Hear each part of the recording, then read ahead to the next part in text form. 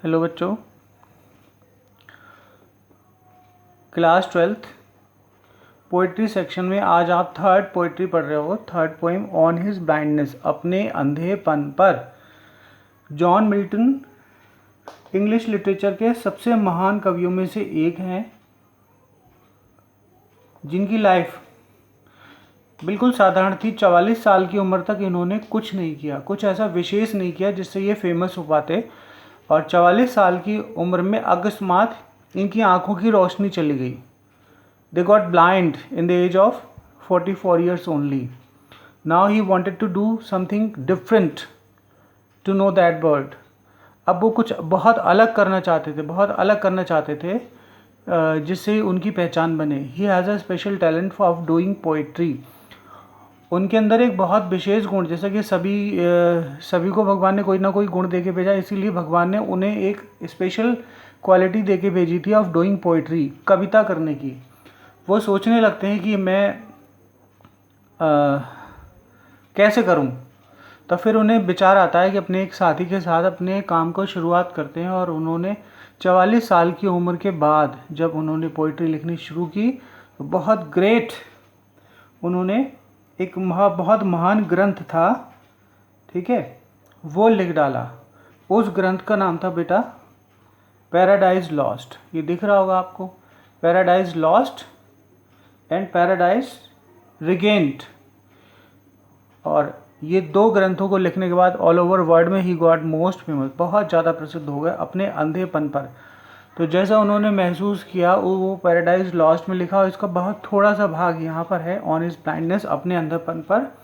आपको पसंद आएगी। कहाँ ये पोइम बहुत अच्छी, ध्यान से पढ़िएगा बेटा, बहुत छोटी सी पोइम है, आपको पसंद आएगी, अच्छी लगेगी आपको, बहुत ध्यान से सुनिएगा।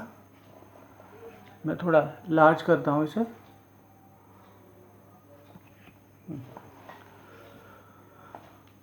और थोड़ा सा लार्ज हो सकता है। देखिए, बहुत छोटी सी पोइम है। When I consider how my light is spent.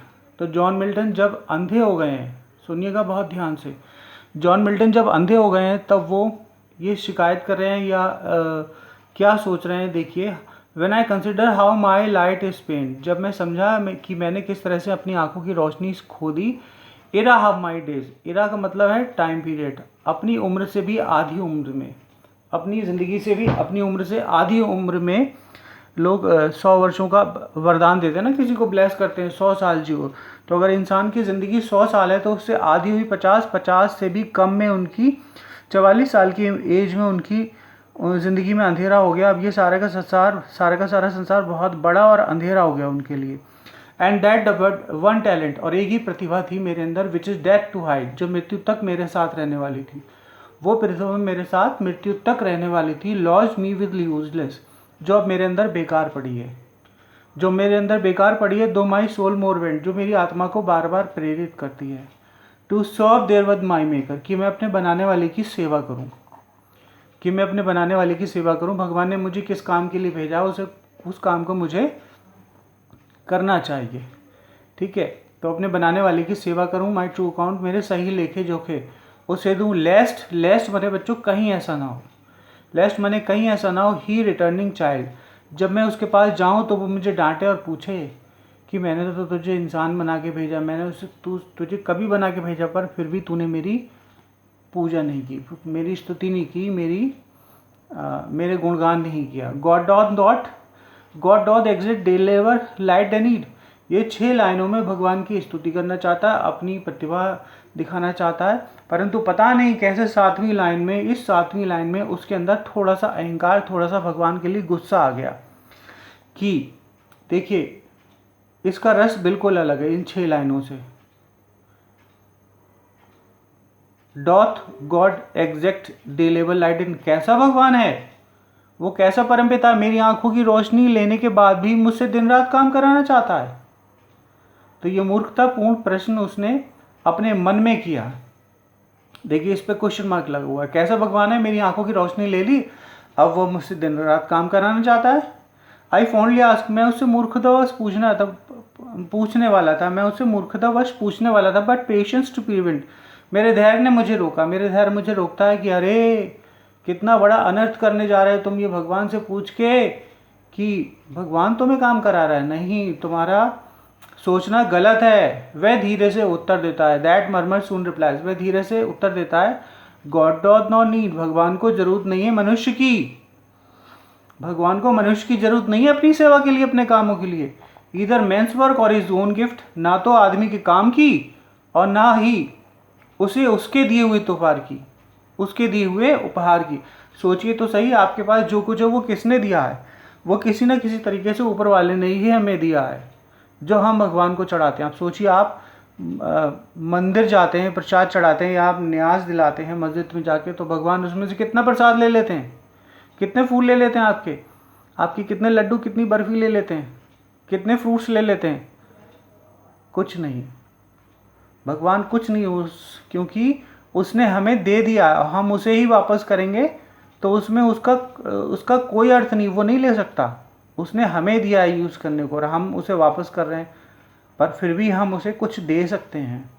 जो लेगा भगवान ले सकता है हमसे। ये चढ़ावा ना चढ़ा के कुछ और अगर हम उसे चाहें तो दे सकता है। बियर हिज माइल्ड यॉक, ये हम दे सकते हैं। हम उसके दुख दर्दों को हंसते हंसते सह सकते हैं।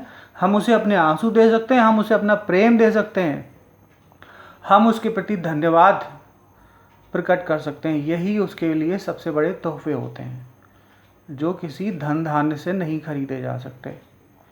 हिज स्टेट इज किंगली, मनुष्य सोचता है कि वो आदमी की भगवान के लिए काम कर रहा है, इसकी सिर्फ और सिर्फ भूल है उसकी। Thousands at his bidding speed, उसके एक इशारे पर हजारों राजदूत, हजारों देवदूत, उसके एक इशारे पर हजारों देवदूत post over land and ocean at without rest, हमेशा काम करने को तैयार रहते हैं। पृथ्वी मार्ग से होते हुए, आकाश मार्ग से होते हुए हमेशा तैयार रहते हैं।